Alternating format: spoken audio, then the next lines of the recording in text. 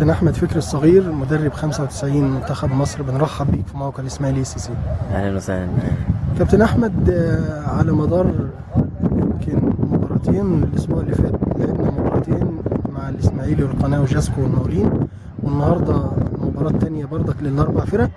عايزين تكلمنا حضرتك كده على الاختيارات اللي تمت في المرحله اللي فاتت النهارده، هل في لعيبه معينه عايزين تشوفوها تاني عشان تاكدوا عليها، ولا يا ريت تحطنا في الصوره؟ بسم الله الرحمن الرحيم. انا برحب بيكم اول حاجه، وفي لعيبه كويسه مواليد 95 فرقه الاسماعيلي وقناه وجاسكو والمريخ.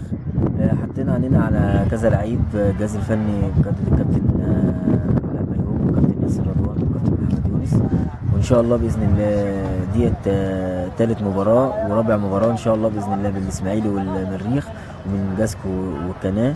ان شاء الله باذن الله حاطين عينينا على لعيبه كويسه، وان شاء الله يبقى ليهم حظ احسن يعني مع المنتخب ان شاء الله 95. كابتن، في لعيبه المره اللي فاتت فعلا اتخذت اوكي يعني خلاص، ما في لعيبه، في لعيبه لسه عايزين تدوها فرصه؟ لا، في لعيبه حاطين عينينا عليها، بس طبعا مش هنشوف من اول مباراه، ونشوف من تاني مباراه برضو ليها حالتها عامله ايه، وفي المعسكر ان شاء الله يبين كل حاجه باذن الله. المعسكر اللي احنا هنعمله بعد العيد ان شاء الله. ما هو ده اللي هيخليني اسالك كابتن، بعد المباراه دي دخلنا في اجازه العيد، كل سنه وحضرتك طيب. انت طيب. في معسكر هيبقى معسكر مغلق ولا ولا هيبقى لا، معسكر؟ هو هيبقى في معسكر اسبوع ان شاء الله باذن الله. هنجمع كده فين يا كابتن المكان؟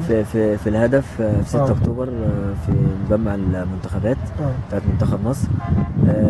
هيبقى اسبوع ان شاء الله باذن الله. نشوف اللعيبه